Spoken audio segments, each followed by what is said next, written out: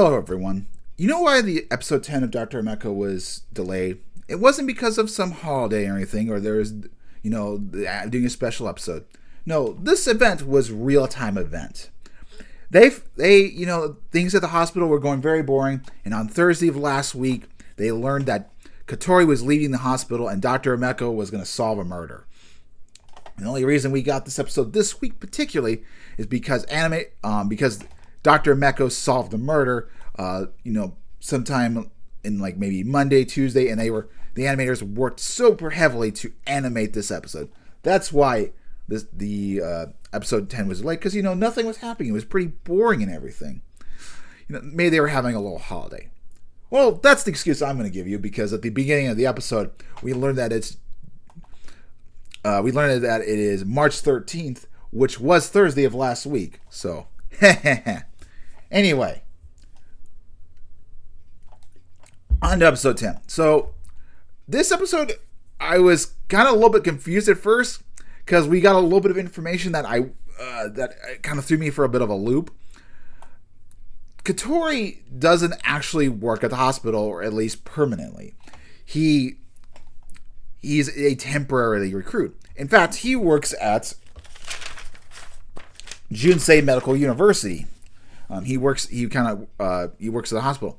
And I thought that at first. I'm like, wait a minute, why does he have to go back? And they brought up the Medical Practitioners Act.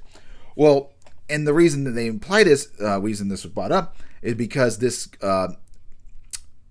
kid was murdered and he was cremated, but there was no official autopsy into the matter. So when someone snitched out that there was going to be an issue, this person could have died, and there was some evidence when they looked into it, they suggested that's why the medical practitioner, the director himself, Ryuichi Kugata, he's kind of suspended, and his son is believed to be the murderer, because one, Taka was a delinquent. The kid who died is delinquent, and he butted heads with. He got punched in the head by Taka. Taka punched Senji, the one who's been supposed murderer, in the head.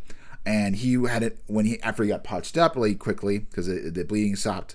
He was asked to. He was seen in a car just for hours on end, so he doesn't have a proper alibi. And considering that he was in a room that only Kugata and Senji had access to, there's a lot of belief that he is the one responsible. Now you could infer that maybe he grabbed the key from Senji, because we did learn that he did. Taka did try to steal documents and things from the office, and maybe he got in hold of some liquid that caused it, because he said he was involved with bad people, so maybe he had some drugs on him or something. We're not 100% sure. When we did see when they're giving cardiac help, basically they're trying to get him to breathe. He did fluid liquid, and it didn't seem like anything like alcohol or anything like that. So it's possible. And also, when Senji reported the head injury at the hospital that he worked at, he said that he tripped over a chair and hit a wall. This is what he told the plastic surgeon who treated him.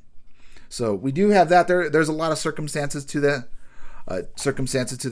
But going back to the medical practitioners of Japan, one thing I found a bit interesting in my research is that apparently you have to work at you have to do clinical training for 2 years at a university hospital with a medical license, or at the hospital designated by the Minister of Health, Labor, and Welfare.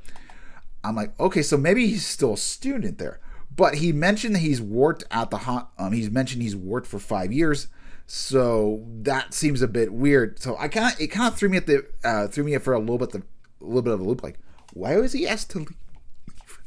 I'm wondering, maybe he worked at the university and the hospital needed someone. At the beginning of the series, we learned that Dr. Ameko's department needed a lot of help, so maybe they she requested someone from the department, and he got into the investigative pathology.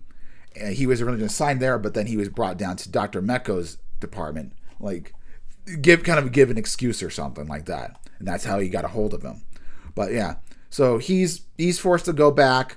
Unfortunately, at the end of March, Dr. Ameko is very upset. Also with Mai, she is also upset by the matters, and she takes it upon herself to solve the murder, to get Senji to get back to work, and so hopefully he can keep. So Katori can continue to work at her hospital because she likes him. She gets really pissed and she's being very tsundere about it. It's like, okay, this is obvious bullshit. She definitely does care for him. It's unfortunate. It's one of those situations. But yeah. Now, I was kind of thinking how this is going to solve. I think that Senji is going to be found out to be the murderer, and and unfortunately, Katori is going to have to go back. However, in the intros, we see a wedding ring. And I think you could infer maybe Dr. Ameko has some sort of feelings for Katori. I'm wondering if she decides to propose to him. And so maybe she can go, he can live at her house. And even though he can't work there, he can live at her house.